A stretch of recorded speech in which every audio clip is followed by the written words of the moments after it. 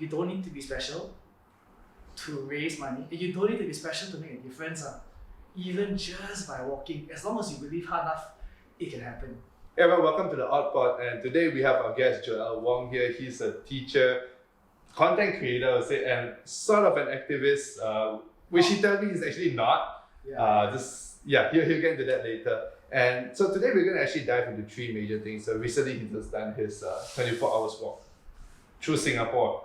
All right, and why does he do those kind of things, and how does it really actually benefit him?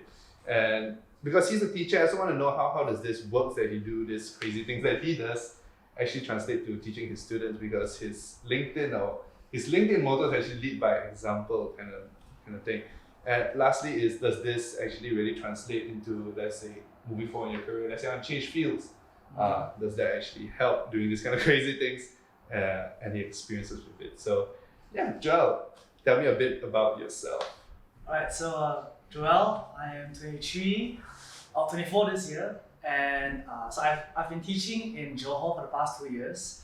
I moved from KL to Johor after graduating from Sunway Psychology to actually take care of my grandmother and my grandpa. My grandma has dementia, my grandpa is very old, and so teaching was just like a convenient job because it was nearby my grandparents' house. Right. And then from there, being a teacher, I did all sorts of crazy stuff. And technically, I won't say I'm an activist, because activists are very passionate about one particular thing. I'm just passionate about whatever is in the way. So I'm part and parcel, I thank God for that, because it's like, when God gives me direction, I just like run all the way. So my activist just a crazy guy. Because last time I was just doing some research on what he does, and I was trying to find a word for it, and the word is literally activist. But he does not actually do one cause. That's what he was saying. Yeah. I think he recently did for Alzheimer's, and then last time he did cancer research. Cancer research, yeah. So he's just one person who does crazy things when the Lord directs him. Yep, pretty much. Yeah. So okay, all these crazy things. Before we start, what is the most odd or crazy thing you have done in your life? The most odd or crazy thing. I genuinely think the walking around Singapore is the craziest thing, because people normally cycle across Malaysia, that's normal. But for someone, or people would normally like jog for 24 hours, or they do like a run for 24 hours. But to walk, because it's so slow and so boring, it's something that to me I found was very weird. But so that to me was the weirdest thing, because it's the most boring thing, and it's also quite painful. Okay, what do you say to people who will say, hey, Singapore is just a small country? It's literally, Selangor probably will be bigger than Singapore, right? Yeah, definitely. So, why is it that hard, or why is it that I think crazy? Well, in your opinion, what do you think? Singapore wasn't very crazy. It's a very safe place to walk, and it's super straight. But I think walking around Singapore is crazy because number one, the weather is extra hot and humid there. You're so close to the ocean everywhere you are. Number two, I think walking around Singapore, you see a lot of different things. Like, we think of Singapore as a very developed place, but as you walk around there, you get to see both the very developed, you get to see the very underdeveloped. Like, I was walking past one beach at like 3 a.m, the East Coast side, and I think for like 3 kilometers, right, they are just homeless people. So you never think about the word homeless people in Singapore on the beach, but it's just one whole stretch of camps there. And there's a difference, because like people who are camping there, you can tell they got the barbecue grill. But the homeless people, they have like the string, the cardboard, they got all their clothes, they got tricycles. It's like all the garbage bags are all there. Shit. And it's not like one, it's a whole stretch of 2-3 kilometers. A lot. Okay, but like actually I'm just curious, how do you travel across Singapore? Do you like just go one round, or what's the routes that you, I don't know, how do you plan that 24 hours across Singapore thing? Okay. All credit goes to my host family. Long story short, I connected this family in Singapore. The mom and dad are both PE teachers, and so the dad, Uncle Young Hao, if you're watching this, thank you. He kind of planned for me around Singapore. So it wasn't a planned route, it was his own personal planning. So he basically plotted McDonald's around Singapore, and he just McD to McD to McD to McD, Changi Airport, McD, and then another McD. So I went from the south, west coast to south. Then I went from Clarke Quay to Marina Bay. Marina Bay, I went all the way across the east coast. Changi Airport, I went through to Changi Village. And then I'm north now. The north, I go back into central, so through, I think Serangoon and Kovan. I'm not very sure, but somewhere there now. So how many McDs are in? This route, we initially planned like 8 McDonald's. But the funny part was, not all McDonald's open 24/7. So I think 2 of it, like at like 3-4 o'clock, we went there and it's closed. They were like, continue walking. So what would be the best McD? I don't know. Since you have visited all the McDs in Singapore, I can't tell. For me, they're all the same. It's all the Typical same. McD. Oh, yeah. Yeah, it's all the same. So I mean, okay. Since we talked about that, what inspired you to actually take up this challenge? Why Alzheimer's? Okay. So a bit of psychology background is that my grandma has dementia. Mm-hmm. Dementia is the umbrella term for a lot of cognitive diseases, where basically your brain starts to work slower or it starts to lose its function. Mm-hmm. And so in Malaysia, there's no like dementia association. So the closest thing was Alzheimer's. And why the challenge? I think growing up as a kid, my mom always told me to always do something good for my birthday, as in to give back. Mm-hmm. So when I was a kid, I used to go to like drug rehab centers, bake cookies, or I would do things to celebrate other people.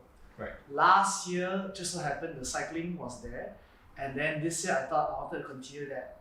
And I also realized that throughout my time in school, a lot of my students, we do a lot of fundraisers. Mm-hmm. We did for an auntie, we did for a children's home, and before I left, my students did tell me that they were very sad or they struggled because they always view that a lot of our projects succeed because I am like the brand of it. Right. Like you drive the initiative rather than for them. Kind of, and I'm also like the face, which is easy for them to get behind. But when I was leaving and said, teacher, you don't have your skill, you don't have your ability, you're not that popular like you. So then I was like, you don't need to be popular, you just have to believe hard enough. And I was like, okay, so I'm just gonna walk. I'm not gonna do anything special, I'm not gonna do like a fun, like a concert or like a whole presentation. I'm just gonna walk. And I'm not even going to talk about it on the walk, I'm just gonna walk all the way. And I'm gonna raise this much. Then they were like, really, man? They weren't very convinced at first, but to me the whole point of it was just to show them that you don't need to be special to raise money, and you don't need to be special to make a difference. Even just by walking, as long as you believe hard enough, it can happen. So that was one part. The other part was just to sit on Giving Johor, and my grandma, I wanted to honor her also. As someone who is having dementia, and also she's done a lot for the community. So in some sense, I'm paying homage to my grandma, honoring her and the people who are taking care of dementia patients by raising this money. Well, that's the whole picture. It's a lot of things, but summary, inspire students, honor my grandmother, and to continue the tradition of giving back on my birthday. Right, so the tradition of giving back, this was just one of them. Previously, we did also for cancer Research. Cancer research. So this is the second time we've done this. Correct, second big project. Second big project, and I think the first one I wasn't really aware of it. I just knew you cycle, and then I'm like, oh, this guy's crazy, man. Then the second one, actually, I said, hey, I kind of see where he's going with this. I did chip in to support a bit. Oh, thank you very much. No, it really shows because probably if you do it the first time, people say, hey, it's just one-off, right? One-off. Then the fact that he did it again, it's like, hey, this guy really actually, it means something to him. So let's just put in some support. But I just want to ask, what do you learn after, like, let's say twice this two times, what's the biggest takeaway from? The biggest takeaways would be number one, as long as I have a goal in mind and I'm set on it, then it's possible. Number two, people are actually very generous. As in, we normally think that we're very stingy when it comes to spending money. But actually, when there's a good cause and there's someone behind the cause, then a lot of people are very easily moved by that. I'm not saying it in like a manipulative way, as in it's a very good thing because kindness and generosity is one of the most contagious things, and it's very infectious. Just seeing this time also, to be very honest, the 7,000 ringgit goal was only there because that was the maximum the website allowed me to raise. So I was just like, yeah, whack it. And then I was like, thinking about it, I don't know much, and I don't have the same context as my whole family. So realistically, even if I don't hit 7,000, I'm very content because the idea is just to show that it's possible to just do it. Yeah. So hitting 7,000, I hit 7,000 within the first 4 hours of the walk, and then I was like, oh, I'm done already. Okay, balik. Yeah, I was so tempted to go back. And I was like, no, we gotta continue on. But yeah, so generosity is very important. It's very infectious, and having a goal, having a very clear goal of what I want to do, helps drive everything better for me. How much did you raise at the end of this whole thing? 7,800 plus. Yeah. So once you hit the 100% goal, then everyone's like, we're chill. We got it. Good enough. You did it. Yeah. But okay, so you talk about your students actually. You doing this, actually trying to just show them that you just doing small things can make a difference, and that's pretty much what this podcast is about. So, how does actually all this translate to day-to-day teaching? I know that's a very big, kind of inspirational teaching, but in terms of day-to-day, how do you actually approach teaching? So I think the clearest example would be that in my school, very interestingly, at one point they had washing your own plate routine. So that means one house, like a yellow house, will have to clean all the plates in the school for everyone. And then it's green house, blue house, red house. Okay. When I first came in last year, when we were just coming back from COVID, a lot of the students had no idea and they didn't want to do it because it was disgusting, it was lame, and it was very oily. And so naturally, no one did it, or very few people did it. But then I realized that as a teacher, or as a person in general, if I'm going to ask you to wash the plates as your superior, you need to wash it first. I have to wash it first. So I literally spend 1 week, or I think 3-4 days every day just washing the plates with my students. Another time, we had to talk about humility in class, in this character building class. And so I told them that, hey, you're going to wash toilets in school. And it's not a punishment. It's a character building class. And all of them were like, huh? They're all so shocked. They're like, teacher, no, I cannot. I drop out. Yeah, they were like, teacher, I don't want. They just stop. Then, so what I would do is that I would take the mop, I would demonstrate to them how to wipe the floor in the science lab, and then I will go into the toilets with them, and then I will clean the first toilet bowl, I'll clean the first sink with them, and then they'll do it. And then that to me was leading by example, because after that, I don't have to force them do it, They willingly do it because they see me do it first. And so I think it's also how I model down that leadership, because I was also the prefect teacher.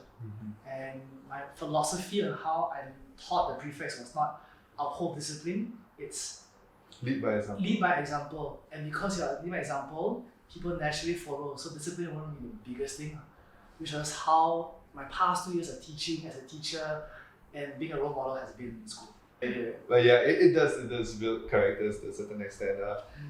And let's say for your students, does this actually, how have you seen them, the things that they do, that you teach them, do they carry on their daily lives, or do you see the change in them? Actually, that's how I want to phrase it. Do I see the change in them? Some of them definitely come before and they are totally different. I think the clearest change that I would see is in my last year Form 2 students, because I was their class teacher, one of the classes, demonstrating all that I did in terms of planning, in terms of those initiatives and programs. I see a lot of them carry forward other kids. Of course, they're still nonsense and they still do a lot of dumb stuff, but I see a lot more of that genuine care for others, and they are more intentional with people. So before I came, they didn't care at all. They just really cannot be bothered. But after 1.5 years of being with them, especially last year after June, I saw them become more intentional with thinking of others, asking more questions, not just for class, but asking more questions about people to know how they are, how they're doing, and how they can help. And then to me, the fact that a 14-year-old has the capacity to want to help others without me pushing them to go and ask was a big thing for me. Because then, as long as I had the curiosity to do it, then naturally it will follow through. So that was the big change for me, which I was very proud of. 8I and all the year 8s and all my students, Aries, proud of you, very good. And so, actually, this is the trend actually moving forward. It's a good trend actually. And most people don't document it. I think the most obvious documentation was this influencer Chi Wei. Yeah, how she teaches the kids, the way that they interact with her.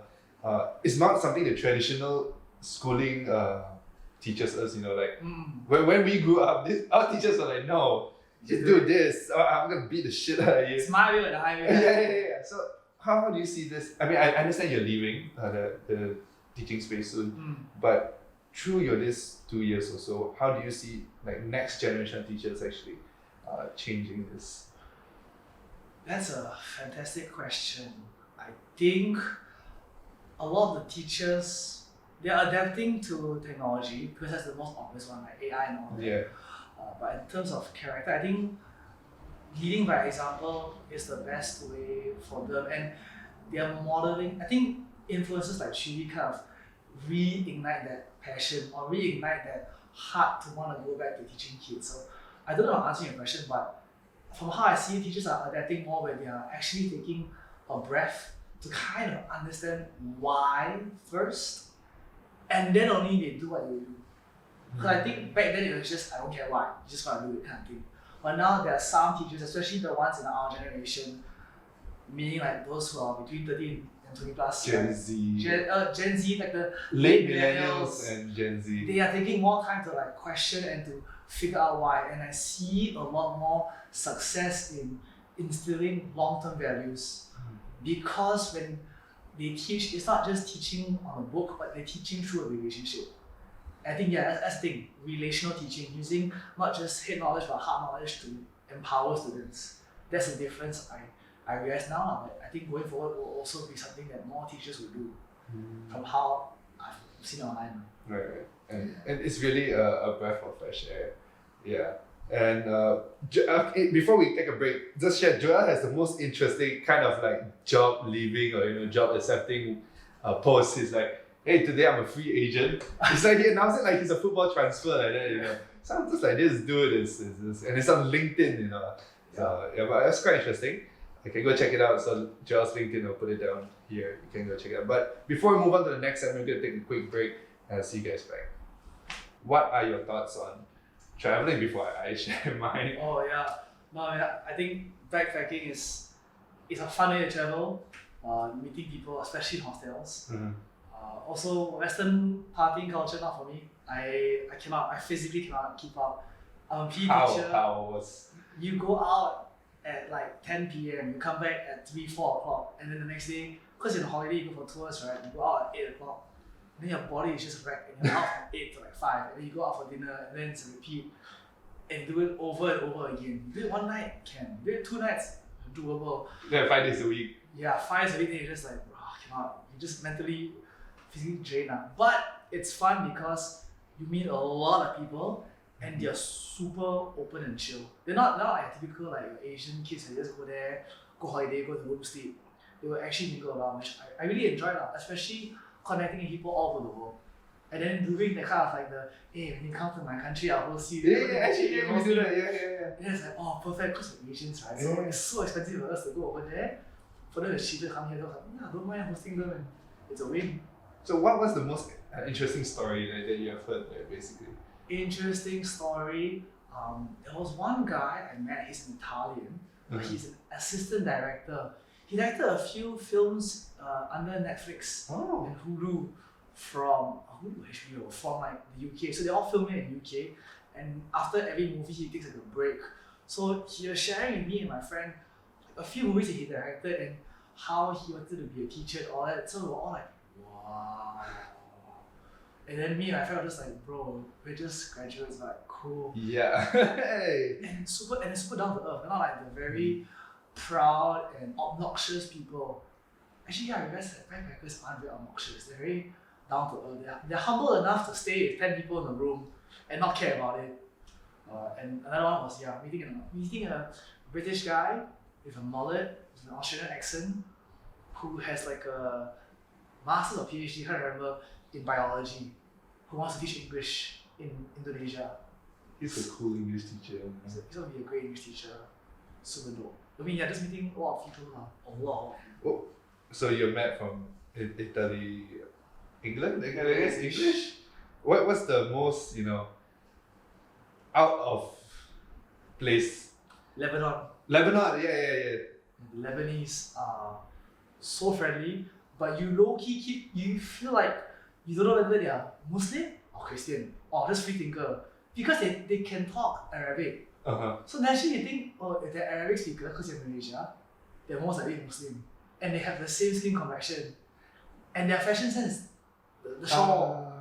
Right. So I'm so then you're confused. Like, yeah, I was like, then you do a holiday, right? They're like, hey, can you take a photo? And can you help us, like, let's take a photo. Then you're just like, halal, haram. Friend, not friend. Everyone else is like, yeah, you can hold a shoulder, take a picture. But yeah, meeting Lebanese is very cool. And they're, oh man, they're so down to earth. Super, super chill and humble. But let's say you say you live in a hostel. Yep. Right. Oh, what's the expectations? Okay. So when I go and travel, I want to be comfortable. So even though I stay in hostels, I stay like comfortable, like 1 bedroom kind of thing. And recently went Bali. It was freaking expensive because I went alone. Stayed in 2 bedrooms. Not 2 bedrooms. Like the hotels are for 2 people. So it's crazy expensive. But yeah, what are your takeaways from, let's say, traveling budget? Budget traveling is, if you don't mind some noise and a bit of like sounds in the room. I paid, I think it was at least 20 ringgit, no, I think 20 ringgit, between 12 to 20, 25 ringgit a night for hostels. Of course, I shared the room with like 6 to 10 people. But the good part is, a lot of them have towels in Cambodia, a lot of them have aircons and hot water, and there's soap also in the toilets. Because in Asia, they're very competitive. They need to appeal to the Westerners. So they really stack out their hostels. And it's very friendly because most hostels have a pool. And the pool is like the easiest place to mix and mingle around people. If you want a backpack, you do that. Just get some earphones and you'll survive. Because it's relatively very safe. And yeah, it's like, who wants to steal from an Asian guy? What do we have? Weak currency and like some chaplang clothes, Oh, fake baju. You did lose the camera there, right? Oh, but I got it back. Somehow returned it in the end, but yeah, it was stolen. Yeah, how do you?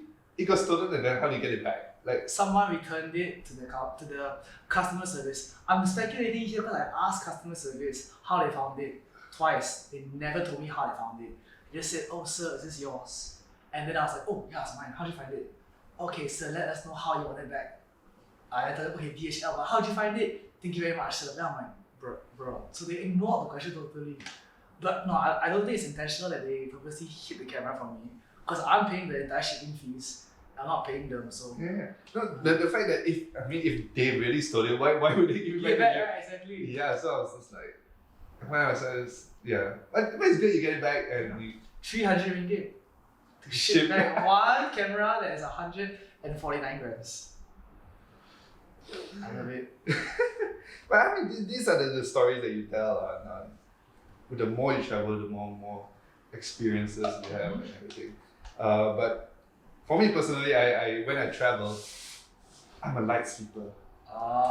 So that's why I asked you the question because the only concern when I go travel is, let's say if I sleep in a hostel with people snoring, I cannot. The bitch singing, and like 2 a.m., all the drunk people.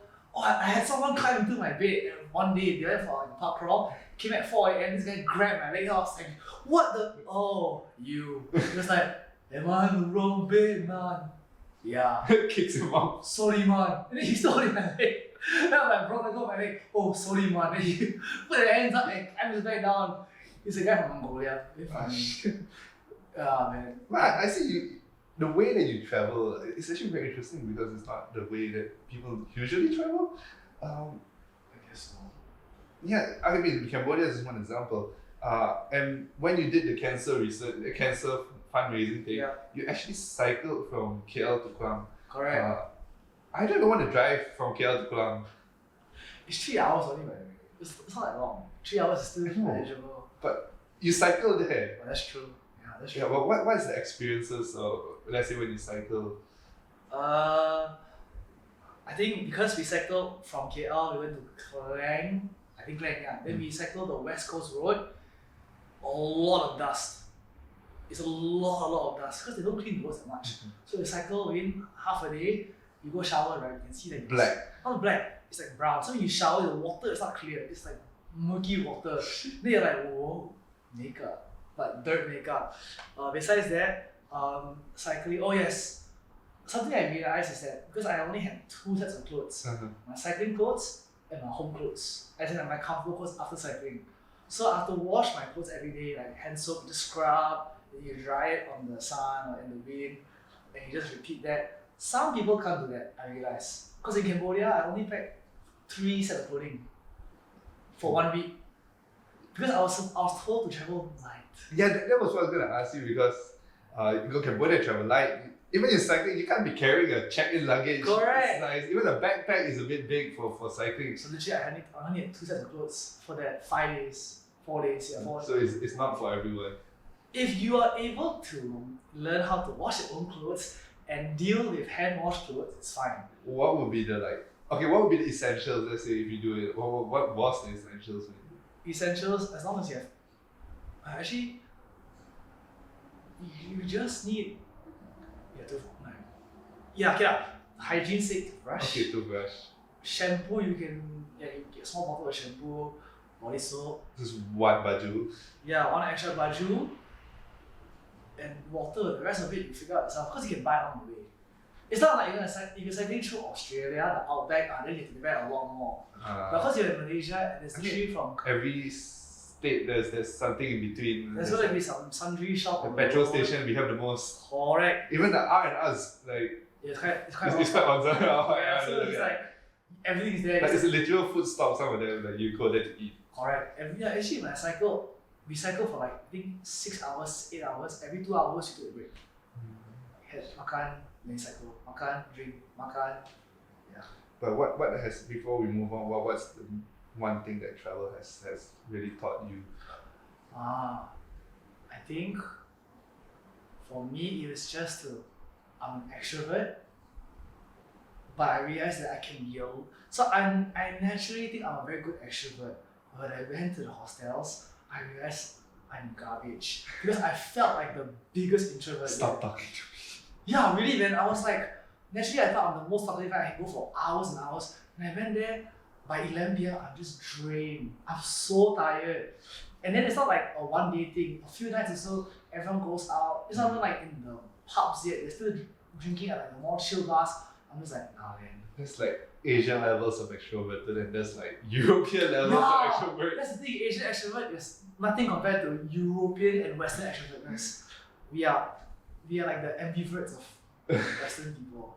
That's the biggest thing I realized. So I can be more social. To be more social, you can. Okay, let's say now on the Asian level extroverted, you're like max. I think I'm max. You're max. I'm like the 90 percentile. 90 percentile. Okay. Somewhere there, yeah. Right. Okay. Before we end, you said you were actually not going back to teaching after you declared you're a free agent. Yep, pretty much. Free agent. So no one's looking to sign you at the moment. There's a few, but there's a few. I'm holding it off on purpose. Yeah. So what's your plans? My plan is that, so I think post teaching and post taking care of grandparents, it took a lot of mental stress on me. I'm super fatigued. And so now I'm taking a break until March. And then post March, it's around 3 areas. One is peace education. The summary is how to teach kids to accept other people.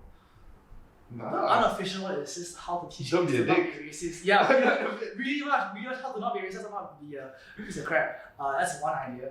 Because I really find a lot of passion there, especially for people who are so conservative and don't really have a chance to explore. So I want to be the kind of friend that say, hey, you don't have to be so sheltered, because I'm the kind of friend that will make known. Another one would be special needs.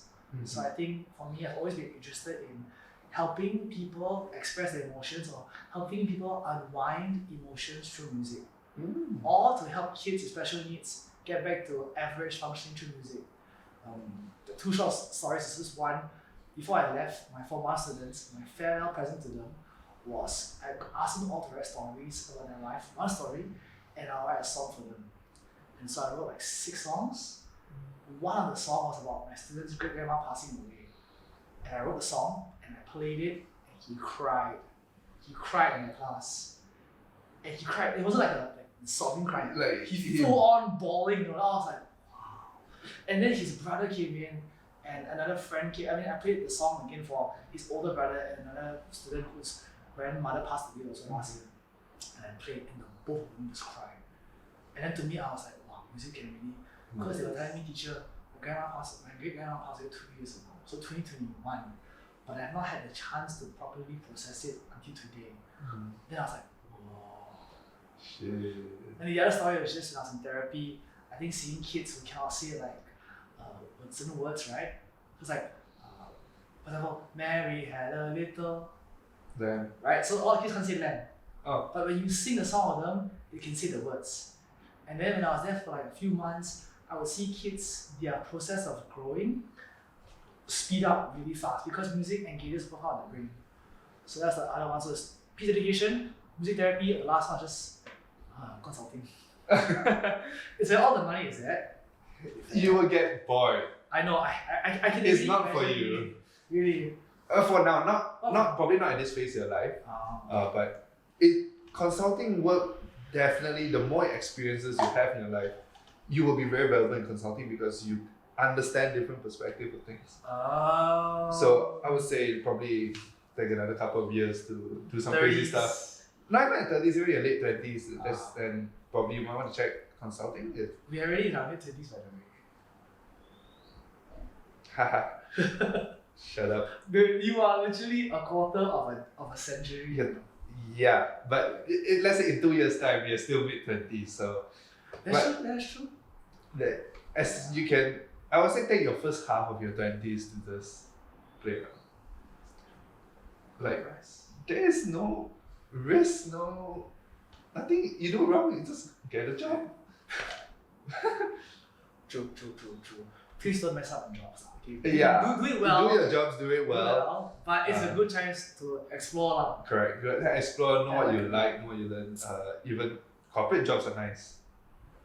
You can have a lot of fun and learn a lot of things.